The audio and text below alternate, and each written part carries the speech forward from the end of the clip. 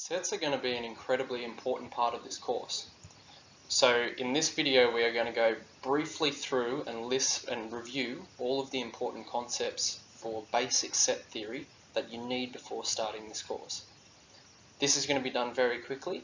If I mention anything that doesn't make sense to you, then I suggest you go back and review the related material in Math 1510, because we'll be relying heavily on that.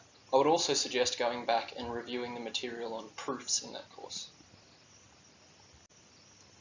So a set is simply a collection of objects, and we call the objects that are part of that set its elements or its members. Some important symbols you'll need to remember. The symbol for whether something is an element of the set, for something not being an element of the set, for one set being a subset of another, for one set being a proper subset of another. The difference here being it is this statement will be true if S1 is equal to S2. However, this statement will be false in that case. It's also very important to remember the symbol for the empty set, because we'll be using that a lot. This is a list of example sets. If you don't understand everything on this slide, then I definitely recommend going back and reviewing the set theory basics from Math 1510. Just to review, we'll also be using the double notations for the set of integers, the set of real numbers, and the set of natural numbers. Ways that we will define sets might be just listing all of the elements, like in the examples we just did before, or a very common method will be defining the characteristic function. So the way we'll do that is we'll define a set using the brace notation. We'll give something that says what the elements of that set are, and then we'll give either a colon or a bar, which just means such that, and then we'll give a set of conditions that the elements over here need to satisfy in order to be part of the set. So an example for S5 is the set of all of X, such that X is an element of set 4, the set of months that we defined on the last slide, and that X has 30 days. So that'll give us all the months that have 30 days. Another more mathematical version would be the set of all integers, such that the integer is divisible by 2. A very important concept in this course with regards to sets will be the idea of cardinality, which just means size.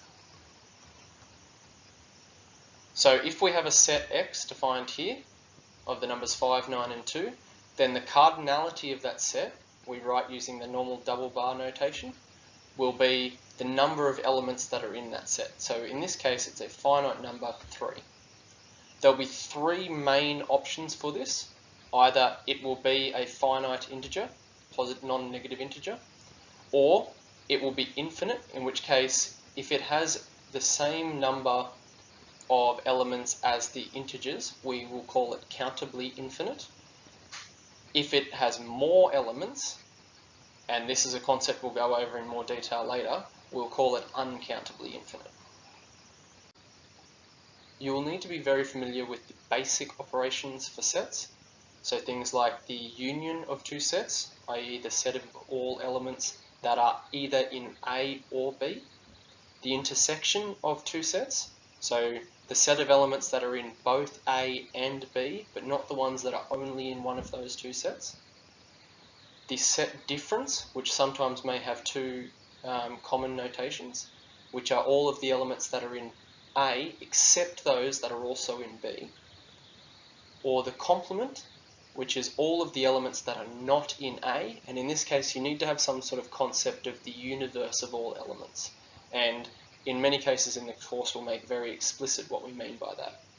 What I would suggest you do as an exercise is look at the picture on the right hand side here and think about and even write down how you would represent those in terms of the set notations described here or the subset notations that we've written before. So when we've got dashes like this, we mean the elements in those sets.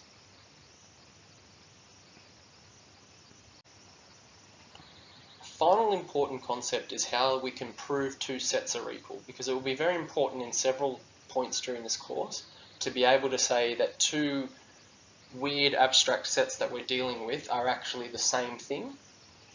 The way that we do that may vary depending on the particular sets that we're coming across.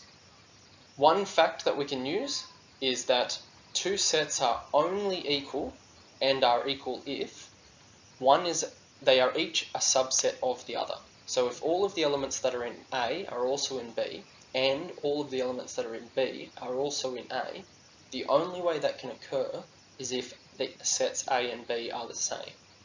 And it's also the same is true in the other direction. If two sets are the same, then they are each obviously, trivially, subsets of the other. Another method we might use is mathematical induction. So if you're not familiar with mathematical induction, I strongly recommend you again go back to Math 1510 and look at the material on that. And another common method may be case enumeration. So we'll break the possibilities down into a series of individual cases, and then we'll prove each of those cases separately. So in this video, we very quickly revised some of the basic concepts of set theory. So we looked at what the definition of a set was and some important notation. We looked at ways in which we might define particular sets when we write them down on paper, something you're going to get very, very used to. We looked at the concept of set cardinality, particularly with respect to countable and uncountable, countably and uncountably infinite sets, which will be very important. We looked at the basic set operators and notation, which are important for you to move forward in this course. And we looked briefly at some of the key ways in which we would prove that two sets are equal. Anything that was not familiar for you in this video, you'll definitely need to go back and get more material.